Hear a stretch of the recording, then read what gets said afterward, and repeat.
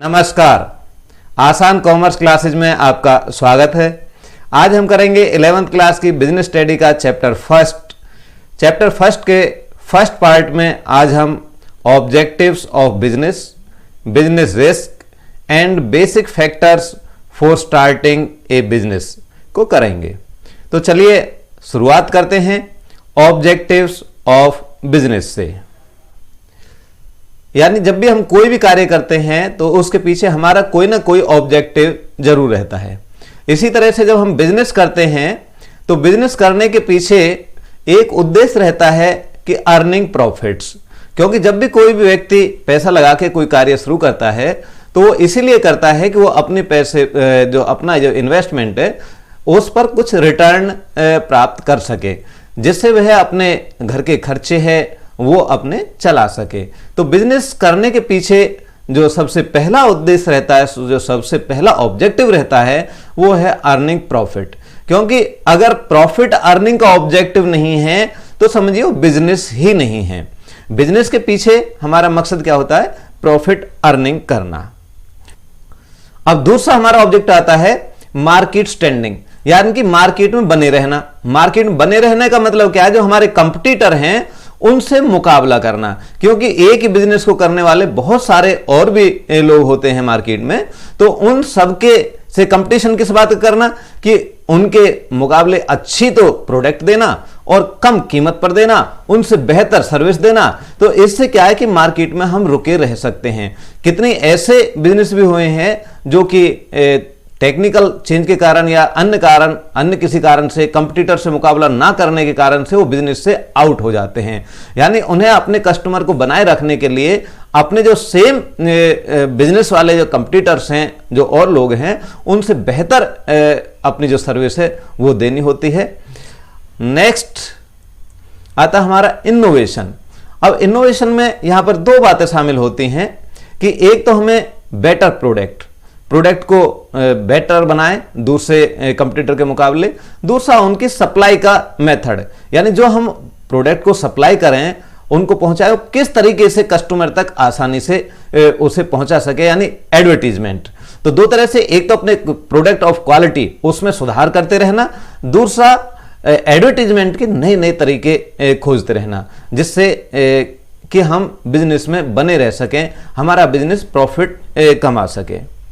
Next point है हमारा productivity का मतलब है किसी की यूजफुलनेस में इंक्रीजिंग करना, यानी बढ़ाना।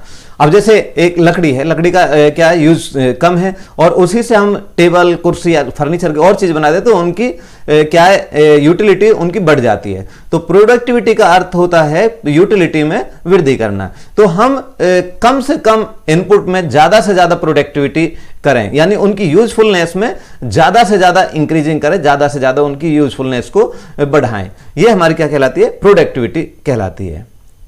नेक्स्ट पॉइंट है फिजिकल एंड फाइनेंशियल रिसोर्सेज। अब जब भी कोई हम बिजनेस करते हैं उसके लिए हमें कुछ रिसोर्सेज की जरूरत पड़ती है। रिसोर्सेज क्या? जैसे कि हमें लैंड की जरूरत पड़ेगी, बिल्डिंग की, प्लांट की, मशीनरी की, रॉ मटेरियल्स की। तो ये क्या हमारी फिजिकल रिसोर्सेज कहलाते हैं। इसके अलावा हमारे होते हैं फाइनेंशियल रिसोर्सेज, जैसे एक पैसा है, फंड्स हैं हमारे। फंड्स किस लिए चाहिए? जैसे जो हमारे पास में कर्मचारी कार्य करते हैं उनके लिए सैलरी देनी होती है, डे टू डे के जो खर्चे हैं, हमारा जो टेलीफोन के बिल हैं, बिजली के बिल हैं, और बहुत सारे ऐसे स्टेशनरी के लिए और बहुत सारी ऐसी चीजें हैं जिनके लिए हमें फंड्स की जरूरत पड़ती है। तो हमारे जो फंड्स हैं, फंड्स भी और हमारे फिजिकल रिसोर्सेज भी, इनका हमें सही से इस्तेमाल करना चाहिए। इनकी वेस्टेज हमारी कम से कम हो। अगर इनकी वेस्टेज हमारी कम से कम होगी तभी हम मार्केट में बने रह पाएंगे और प्रॉफिट कमा पाएंगे। नेक्स्ट पॉइंट आता है मैनेजर परफॉर्मेंस एंड डेवलपमेंट। अब जो मैनेजर्स, कोई भी जो बिजनेस है उसे करने के लिए हमें मैनेजर्स की जरूरत पड़ती है। मैनेजर सारे एक्टिविटीज के बीच में कोऑर्डिनेट करता है, सभी एक्टिविटीज को चलाता है। इससे मैनेजर अगर ठीक से कार्य करते हैं तो हमारे निश्चित है कि उसमें प्रॉफिट होगा, और अगर मैनेजर ठीक से परफॉर्म नहीं कर पाते हैं तो वहां पर प्रॉफिट होने की कम संभावना होती है। इसलिए मैनेजर के साथ में के लिए दो तरह के हमें प्रोग्राम चलाने होते हैं। एक तो उनको मोटिवेशनल, कि उनको मोटिवेट किया जाए कि प्रॉफिट में उनका कितना, जैसे कार्य करेंगे उसके हिसाब से उनको रेमुनरेशन दिया जाए। दूसरा उनके डेवलपमेंट, यानी मैनेजर्स की ट्रेनिंग कराई जाए जिससे कि वो बेहतर कार्य कर सकें। अब मैनेजर्स के अलावा नेक्स्ट पॉइंट आता है वर्कर परफॉर्मेंस एंड एटीट्यूड, कि केवल मैनेजर्स की परफॉर्मेंस से काम नहीं चलेगा, यहां पर वर्कर की परफॉर्मेंस भी अच्छी होनी चाहिए। वर्कर की परफॉर्मेंस के लिए वर्कर्स को भी ट्रेंड किया जाना चाहिए। एंड एटीट्यूड, एटीट्यूड का मतलब उनका पॉजिटिव एटीट्यूड रहे बिजनेस की तरफ। बिजनेस से ऐसा नहीं है कि जिस जहां पर वो काम कर रहे हैं उनसे और जो मालिक है उनके बीच में कॉन्फ्लिक्ट नहीं होना चाहिए, उनके बीच में अच्छे संबंध होने चाहिए। तो इसके लिए वर्कर्स को भी मोटिवेट करना होता है और उन्हें यह समझाना होता है कि आपके लिए भी बिजनेस में जो बेहतर कार्य करोगे तो इसमें आपका भी फायदा होगा, लाभ होगा। तो इससे क्या है कि बिजनेस हमारा लॉन्ग टर्म में चलता है। नेक्स्ट है हमारा सोशल रेस्पॉन्सिबिलिटीज। सोशल रेस्पॉन्सिबिलिटीज का हमारा अर्थ होता है कि जो समाज है उसके प्रति जो हमारे उत्तरदायित्व है उनको पूरा करना। समाज का जो वहां के लोकल लोग हैं उनको सही रोजगार देना, और जो हमारे ग्राहक हैं उनको सही चीज और सही कीमत पर अवेलेबल कराना, जो हमारे इन्वेस्टर्स हैं जिनसे हम पैसा उधार लेते हैं उनको सही टाइम पर उनका पैसा रिटर्न करना। तो ये सभी हमारी जो सोशल रेस्पॉन्सिबिलिटी है इनका भी हमें पालन करना होता है। और जो वहाँ के लोकल लोग होते हैं उनके एजुकेशन से या मेडिकल से संबंधित जो कुछ फैसिलिटीज है वो भी उनको प्रोवाइड कराना। इससे क्या है कि वहाँ के लोकल लोगों का हमें सहयोग मिलता है, और सहयोग मिलता है तभी हम ठीक से अपना बिजनेस चला पाते हैं। लेकिन अगर उन लोगों का सहयोग ना मिले तो हम अपना बिजनेस ठीक से नहीं चला पाएंगे। तो इस तरह से ये हैं हमारे किसी भी बिजनेस के ऑब्जेक्टिव्स। अब अगला पॉइंट आता है हमारा role of profit in a business, कि बिजनेस जब हम करते हैं कि प्रॉफिट कमाने के लिए करते हैं, लेकिन यह बात ध्यान रखनी चाहिए कि केवल प्रॉफिट के लिए बिजनेस नहीं करते। अगर बिजनेस में हमारा प्रॉफिट है तो हम दूसरे ऑब्जेक्टिव्स हैं उनको भी हम प्राप्त कर पाते हैं। तो हमारे इसमें कहा गया है कि जो प्रॉफिट है वो बिजनेस में इस तरह से इंपॉर्टेंट है जैसे कि हमारे शरीर में ब्लड इंपॉर्टेंट होता है। यानी ये हमारा प्रॉफिट किसी बिजनेस के लिए जीवन रक्त का कार्य करता है। तो इसको इन पॉइंटर्स हम देख सकते हैं इसकी इंपोर्टेंस को या रोल को। It is a source of income for business person, यानी अगर प्रॉफिट होगी तो बिजनेस करने वाले पर्सन के लिए क्या इनकम मिल जाएगी। तो उसी इनकम कमाने के लिए यानी पैसा कमाने के लिए कोई लोग बिजनेस करते हैं, अगर उन्हें इनकम ही नहीं होगी, अपने घर के खर्चे नहीं चलेंगे उनके, तो वो क्यों बिजनेस करेंगे। तो बिजनेस करने के लिए अगर हमारा प्रॉफिट होगा तो बिजनेस मैन की जो है वो इनकम होगी, ये उसके लिए एक इनकम का सोर्स होगा।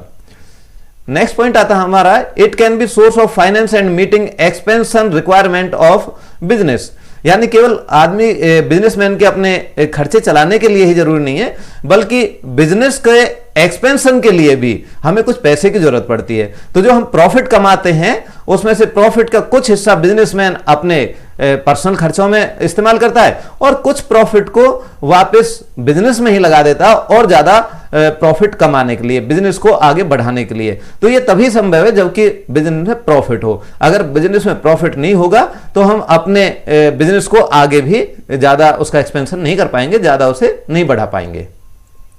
नेक्स्ट पॉइंट आता है it indicate the efficient working of the business. अगर प्रॉफिट है तो हमारा यह माना जाता है कि बिजनेस ठीक से कार्य कर रहा है। अगर बिजनेस ठीक से कार्य कर रहा है तो ही प्रॉफिट होता है। तो इसका मतलब है अगर प्रॉफिट है तो हमारा बिजनेस सही एफिशिएंटली कार्य कर रहा है। ये इसका एक इंडिकेशन है, ये इसका एक सूचक है। नेक्स्ट पॉइंट है it can be taken as a society's approval of the utility of business.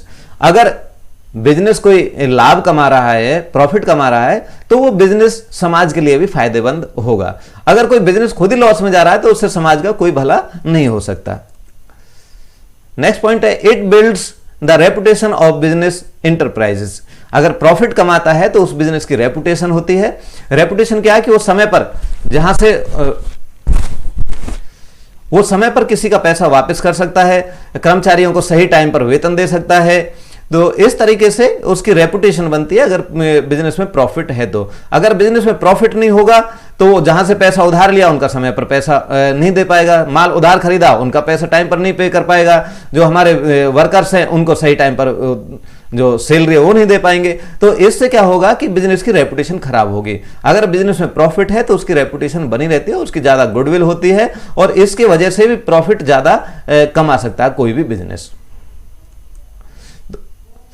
लेकिन इन सब के बावजूद इनसे हमें लगता है कि प्रॉफिट किसी बिजनेस में होना बहुत जरूरी है, लेकिन केवल प्रॉफिट के लिए ही बिजनेस करना ये भी कई बार हमारा डेंजरस हो जाता है। However, too much emphasis on profit to exclusion of other objectives can be dangerous for the good business. हमने यहाँ पर जो बिजनेस के ऑब्जेक्टिव्स देखे थे, उसमें ऑब्जेक्टिव्स में हमारे प्रॉफिट कमाने के अलावा हमारी जो सोशल रेस्पॉन्सिबिलिटीज भी थी। अगर हम सोशल रेस्पॉन्सिबिलिटीज को, कर्मचारियों के डेवलपमेंट को, मैनेजर्स के डेवलपमेंट को, इन चीजों को भी अगर हम ध्यान में नहीं रखते हैं तो इससे भी हमारा बिजनेस ज्यादा दिन तक, लंबे टाइम तक नहीं चल सकता। वहां पर हमें बिजनेस में अगर केवल केवल प्रॉफिट के ऊपर ही हम एम्फेसाइज करते रहेंगे तो इससे समाज का जो हमें सहयोग नहीं मिलेगा, और केवल सहयोग नहीं मिलेगा बल्कि समाज, हमारे जो लोग हैं वो हमारे विरुद्ध हो जाते हैं, जिससे कि हमें प्रॉफिट कमाना भी फिर बाद में मुश्किल हो जाता है। तो प्रॉफिट कमाना बिल्कुल जरूरी है किसी बिजनेस के लिए, लेकिन केवल प्रॉफिट कमाना ये ऐसा उचित नहीं है। हमें दूसरे ऑब्जेक्टिव्स का भी वहां पर ध्यान रखना होता है। नेक्स्ट पॉइंट है हमारा बिजनेस रिस्क। बिजनेस रिस्क को हम इस तरह से समझ सकते हैं, the possibility of inadequate profit और even loss due to uncertainties और अनएक्सपेक्टेड इवेंट्स। यानी पॉसिबिलिटी ऑफ इनएडिक्वेट प्रॉफिट यानी कम प्रॉफिट की संभावना, और इवन लॉस, कम प्रॉफिट या लॉस होने की संभावना, यह हमारी क्या कहलाती है? बिजनेस रिस्क कहलाती है। ड्यू टू अनसर्टेनिटीज और अनएक्सपेक्टेड इवेंट्स। किन के कारण? अनसर्टेनिटीज और ऐसी घटनाओं के कारण जिनके हम पूर्वानुमान नहीं लगा पाते, जिनके बारे में हम नहीं सोच पाते हैं। कुछ ऐसी घटनाएं घट जाती हैं, उनके वजह से भी बिजनेस में हमारा लॉस भी हो सकता है या प्रॉफिट हमारा बहुत कम हो सकता है। अब इसके कितनी हमारे साथ में एग्जांपल्स हैं। जैसे इस बार करंट ईयर में हमारा जो कोरोना बहुत बड़ा इसका एक एग्जांपल है। अगर कोरोना की किसने एक्सपेक्ट किया था कि भाई इस 2019 में या 20 में जो दुनिया के अंदर कोरोना जैसा वायरस आएगा, तो इससे क्या कितने सारे बिजनेस वो चौपट हो गए, तो वहां पर बहुत ज्यादा लॉस उठाना पड़ा। तो ये क्या है कि बिजनेस का एक रिस्क है कि फ्यूचर में पता नहीं क्या घटना घटित हो जाए जिससे कि बिजनेस में लॉस भी हो जाए या प्रॉफिट बहुत कम रह जाए। अब हम देखते हैं टाइप्स ऑफ रिस्क, रिस्क के प्रकार। तो यहां पर रिस्क के दो प्रकार हैं, यानी स्पेकुलेटिव रिस्क और दूसरा होता है हमारा प्योर रिस्क। पहले हम स्पेकुलेटिव रिस्क को समझते हैं। It involve both the possibility of gain as well as the possibility of loss. यानी स्पेकुलेटिव रिस्क में हमारे गेन या लॉस दोनों के होने की संभावना होती है। Speculative risk arise due to change in market condition, including fluctuation in demand and supply, change in price और change in fashion and taste of customers।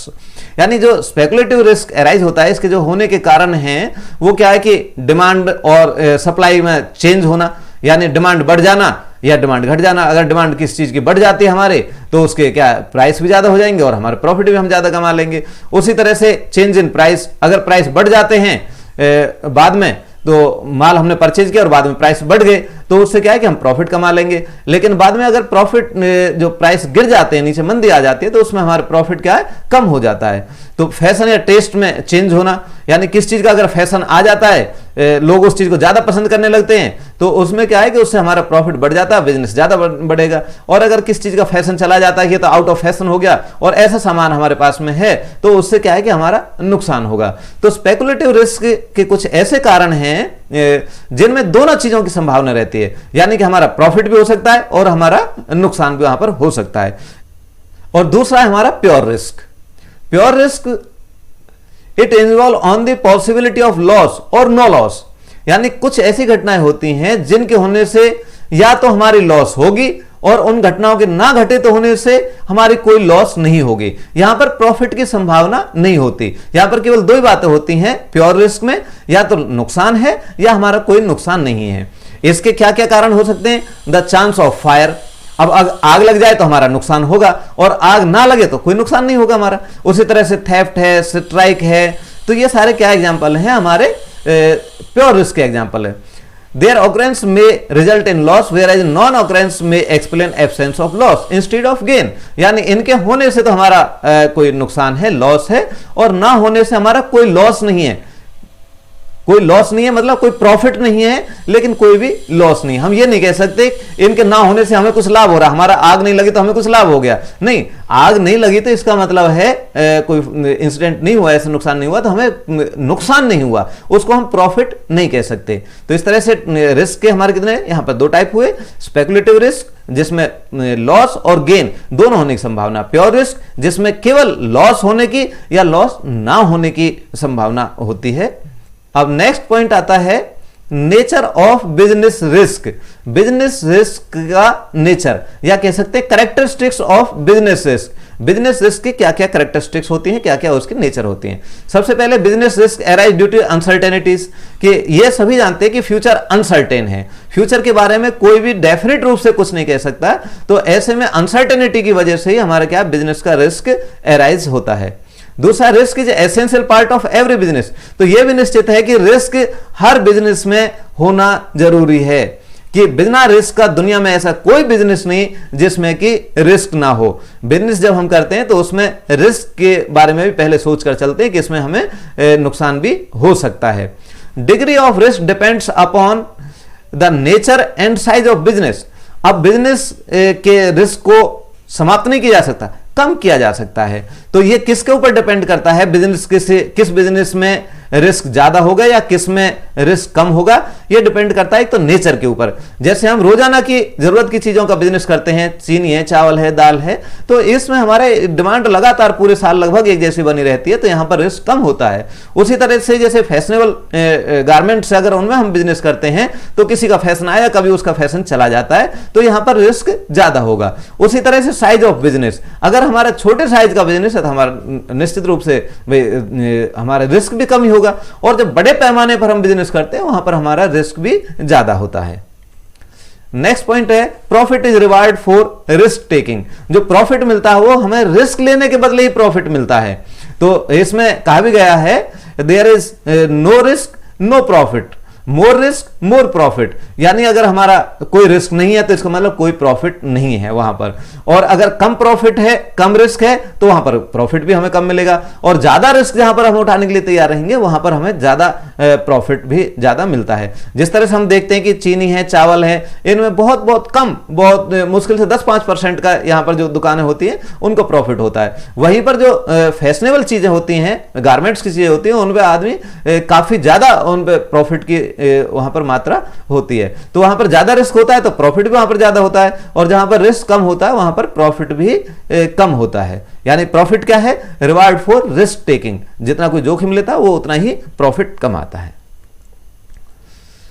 अब नेक्स्ट आता है हमारा causes of business risk. Business risk के हमारे क्या कारण हैं, तो इन्हें देखते हैं। नेचुरल कॉजेज, भाई बाढ़ आ जाए, सूखा पड़ जाए, ज्यादा बारिश हो जाए, तो इनसे हमारे क्या है कोई भी नुकसान होने की संभावना रहती है। ह्यूमन कॉजेज, अब ह्यूमन कॉजेज भी हैं कि भाई हमारे बिजनेस करते समय कोई चोरी हो जाए, किसी की गलती से आग लग जाए, किसी गलती से कोई एक्सीडेंट हो जाए, ये क्या है कि इनको भी टाला नहीं जा सकता, इनको कम मिनिमाइज किया जा सकता है लेकिन इनको दूर नहीं कर सकते, तो ये भी कॉजेज होते हैं हमारे किसी भी बिजनेस में रिस्क के। नेक्स्ट आता है इकोनॉमिक कॉजेज। इकोनॉमिक कॉजेज में आते हैं किसी की डिमांड एंड सप्लाई में, प्राइस चेंज में, इनमें कुछ परिवर्तन आना। अगर हमारी डिमांड जैसे मान लीजिए बहुत कम हो जाती है किसी चीज की, तो वहां पर हमें नुकसान होने की संभावना रहती है। इसी तरह से इसके अलावा भी और बहुत सारे कुछ कारण होते हैं, जैसे पॉलिटिकल कारण है कि सरकार के बदलने पर, कोई सरकार ऐसी होती है जो कि बिजनेस के फेवर में होती है, कुछ सरकार ऐसी होती है जो कि लेबर के फेवर में होती हैं, तो ऐसे में भी हमारे बिजनेस के ऊपर जो सरकार है उसकी पॉलिसीज का भी हमारे ऊपर बिजनेस के ऊपर एक प्रभाव पड़ता है। इसी तरह से कुछ इंटरनेशनल कुछ घटना है वो अगर घट जाती हैं, कंडीशंस होती हैं, उनकी वजह से भी हमारा जो बिजनेस पर फर्क पड़ता है, उसमें भी रिस्क अराइज होता है। जैसे कि मान लीजिए दो देशों के बीच में युद्ध छिड़ जाए, तो उससे क्या है कि मान लो उन देशों से, जैसे इराक अमेरिका का युद्ध हुआ था, तो वहां पे क्या है कि जो तेल की जो सप्लाई है, कच्चे तेल की सप्लाई है, वो उसमें हमारी बाधा हुई थी, और इंटरनेशनल रूप से हमारे जो कच्चे तेल की कीमत है वो ज्यादा बढ़ गई थी, तो ऐसे में भी हमारे क्या बिजनेस पर इफेक्ट पड़ता है। अब नेक्स्ट पॉइंट आता है स्टार्टिंग ए बिजनेस, यानी बेसिक फैक्टर्स। ऐसे कौन कौन से फैक्टर हैं जो कि हम बिजनेस जब स्टार्ट करते हैं तो उन्हें हम ध्यान में रखते हैं। अब देखिए जब भी कोई पर्सन है जैसे बिजनेस स्टार्ट करना चाहता है तो सबसे पहले देखेगा कि बिजनेस में किस चीज़ का बिजनेस करूं, क्या चीज़ बनाऊं, या किस मैन्युफैक्चरिंग का बिजनेस करूं या ट्रेडिंग का बिजनेस करूं, ट्रेडिंग का तो किस चीज़ की ट्रेडिंग करूं, किस चीज़ में उसका इंटरेस्ट है, और फिर उसके बाद में किस जगह पर करूं, किस लेवल पर करूं। तो इस तरह के बहुत सारे चीज़ें उसके दिमाग में आती है, कोई बिजनेस स्टार्ट करने वाले के दिमाग में, क्योंकि एक बार बिजनेस स्टार्ट होने के बाद में वापस आना काफ़ी नुकसानदायक हो जाता है। इसलिए बिजनेस स्टार्ट करने से पहले हमें बहुत सारी चीज़ों के बारे में सोचना पड़ता है। सबसे लाइन ऑफ बिजनेस हमारी किस तरह के बिजनेस होगा, उसके लिए पैसे का अरेंजमेंट कहाँ से होगा, हमारे कस्टमर्स कौन कौन होंगे, हमारे लेबर हमें कहाँ से मिल सकती है, वहाँ पर ट्रांसपोर्ट की सुविधा, वेयर हाउसिंग की सुविधा या इलेक्ट्रिसिटी की सप्लाई की क्या ये सुविधाएं वहाँ पर हैं या नहीं हैं। तो इन सारी चीज़ों को ध्यान में रख कर ही तभी हम कोई बिजनेस जो स्टार्ट करते हैं। तो अब इनको एक एक फैक्टर्स को देखते हैं, हमारे कौन कौन से फैक्टर्स हैं जिनको हमें पहले ध्यान में रखना चाहिए, जिन पहले विचार कर लेना चाहिए कोई बिजनेस स्टार्ट करने से पहले। तो इनमें सबसे पहले सिलेक्शन ऑफ लाइन बिजनेस, कि हमें किस चीज़ का बिजनेस करना है, मैन्युफैक्चरिंग का बिजनेस करना है या ट्रेडिंग में हमें बिजनेस करना है। ट्रेडिंग में भी करना है तो किस चीज़ का ट्रेडिंग करनी है, या मैन्युफैक्चरिंग करनी है तो क्या चीज़ को हमें मैन्युफैक्चर करना है, ये पहले हमें ध्यान में रख लेना चाहिए। दूसरी आती है साइज ऑफ फर्म, फर्म का हमारा साइज क्या होगा। एक छोटे साइज पर हमें छोटे साइज की फर्म होगी या लार्ज स्केल पर हम बिजनेस करेंगे, तो वो डिपेंड करता है कि हमारे पास में फंड कितना है, और फिर दूसरी बात कि इसकी कंटिन्यूटी होने की क्या संभावना है, कि बिजनेस ऐसा है कि हमेशा चलते रहने की क्या संभावना है, तो कितना रिस्क हम उसमें उठा सकते हैं। ये सारी चीज़ें ध्यान में रखी जाती हैं। तो इस चीज़ों को ध्यान में रख के हम बिजनेस का जो फर्म का अपना साइज है वो डिसाइड करते हैं कि हमें कितना बड़ा जो बिजनेस है वो स्टार्ट करना है। नेक्स्ट पॉइंट आती है choice of form of ownership. Ownership के बहुत सारे फॉर्म्स हैं जिनको आप आगे चल के आप पढ़ेंगे, जिसमें हमें सोल ट्रेडर भी हो सकता है, पार्टनरशिप भी हो सकती है, जॉइंट हिंदू फैमिली हो सकती है, जॉइंट स्टॉक कंपनियां भी हो सकती हैं। तो इस तरह की बहुत सारी चीज़ें हैं फॉर्म्स है ऑफ ओनरशिप की। तो वो डिपेंड करेगा कि हम किस तरह का बिजनेस कर रहे हैं और किस लेवल पर बिजनेस कर रहे हैं। उसके बाद फिर हम करते हैं कि हम कौन सा ओनरशिप हम लें। अगर छोटे पैमाने पर कोई बिजनेस कर रहे हैं तो हम अपना सोल ट्रेडर अकेला एकाकी व्यापार हम शुरू कर सकते हैं, और अगर थोड़ा और ज़्यादा बड़ा है तो हम पार्टनरशिप में शुरू कर सकते हैं, और अगर हम सोचते हैं बहुत लार्ज स्केल का हमें बिजनेस करना है तो उसके लिए जॉइंट स्टॉक कंपनी बना सकते हैं। तो ये चॉइस करते हैं हम किस तरह का जो ओनरशिप बिजनेस की होगी। ये पहले हमें बिजनेस स्टार्ट करने से पहले ये चीज़ इस चीज़ का भी हमें ध्यान रखना होता है। नेक्स्ट पॉइंट आता है लोकेशन ऑफ बिजनेस एंटरप्राइजेस, यानी बिजनेस को किस जगह पर शुरुआत करें, बिजनेस को किस जगह स्टार्ट करें। तो वो जगह कौन सी होगी कि वहाँ के कस्टमर्स वहाँ पर अवेलेबल हैं या नहीं है, हमारे वहाँ पर हमें लेबर आसानी से जो अवेलेबल हो जाएगी, वहाँ का ट्रांसपोर्ट कम्युनिकेशन इसकी वहाँ पर सुविधाएं हैं या नहीं है, या वहाँ पर जो इलेक्ट्रिसिटी की उसकी सप्लाई हमारी ठीक है। तो इन सारी चीज़ों को ध्यान में रखना होता है। जब कनेक्टिविटी हमारी किसी जो सिटीज़ हैं उनसे कनेक्टिविटी कैसी है, तो ये सारी चीज़ें ध्यान में रख करके तभी हम बिजनेस की लोकेशन को डिसाइड करते हैं। अब नेक्स्ट पॉइंट आता है हमारा फाइनेंसिंग द प्रोपोजिशंस। इसमें देखिए पैसे की हमें ज़रूरत पड़ती है, कैपिटल की ज़रूरत पड़ेगी कि लैंड है, बिल्डिंग है, ये चीज़ सारी हमें खरीदनी है, प्लांट है, मशीनरी है, व्हीकल्स हैं, ये सारी चीज़ें इनके लिए पैसे की ज़रूरत पड़ेगी। और फिर डे टू डे के जो एक्सपेंसेज हैं हमें उनके लिए भी पैसे की ज़रूरत पड़ती है। तो यहाँ पर हमें दो तीन बातें हमें ध्यान में रखनी चाहिए कि कैपिटल को हम कहाँ से हमें पैसा मिलेगा, और कितने पैसे की हमें ज़रूरत पड़ेगी, कहाँ से वो पैसा मिलेगा, और उसको कहाँ कहाँ पर हमें इन्वेस्ट करना है। कितना पैसा हमारे फिक्स्ड एसेट्स जैसे लैंड, बिल्डिंग, प्लांट, मशीनरी इनमें करना है, और कितने पैसे को हम डे टू डे के खर्चों के लिए रखेंगे। अगर ये सही से इनकी प्लानिंग हो जाती है तभी हम किसी बिजनेस को एक आगे बढ़ा सकते हैं। उसके लिए सफलता के लिए ज़रूरी है कि सही पैसे का सही रूप से इस्तेमाल हो। नेक्स्ट पॉइंट आता है प्लांट लेआउट, कि जब हमें ये डिसाइड हो गया कि किस जगह पर हमें बिजनेस स्टार्ट करना है और किस चीज़ का बिजनेस स्टार्ट करना है, तो उसके लिए फिर हमें क्या है प्लांट का लेआउट तैयार करना होता है, कि जिससे कि हमारा जो प्रोडक्शन है वो अनइंटरप्टेड यानी एक सही गति से, निरंतर गति से वो चलता रहे, उसमें कोई रुकावट नहीं आए। तो किस मशीन को कहाँ पर रखें, फिर उसके बाद दूसरी मशीन को कहाँ रखें, फिर उसके बाद अगली मशीन किस तरीके से रखी जाए, तो उनको लोगों बैठने की जगह कहाँ पर हो, काम करने की स्थिति कैसी हो। तो ये सारे जो प्लान का लेआउट है ये हमें तैयार करना होता है। एक और पॉइंट जैसे इसमें आता है हमारा फिजिकल फैसिलिटीज़। फिजिकल फैसिलिटीज़ में हमारे वही है, लैंड है, बिल्डिंग है, प्लांट है, मशीनरी है, व्हीकल्स हैं। इन चीज़ों को हम किस तरीके से अवेल करेंगे, कहाँ कहाँ से इनका अरेंजमेंट किया जाएगा। नेक्स्ट पॉइंट आता है हमें कॉम्पिटेंट एंड कमिटेड वर्कफोर्स, यानी जो हमारे पास में कोई भी बिजनेस ऐसा नहीं है जिसमें कि मालिक केवल अकेला ही कार्य करता हो। बिजनेस करने के लिए हमें बहुत सारे वर्कर्स की ज़रूरत पड़ती है। तो ये अच्छा और कॉम्पिटेंट जो वर्कफोर्स है वो हमारे कहाँ से मिलेगी, किस तरीके से हम उसका अरेंज करेंगे, कैसे उनकी ट्रेनिंग करेंगे, तो इस चीज़ के लिए भी हमें पहले से डिसीजन लेना होता है।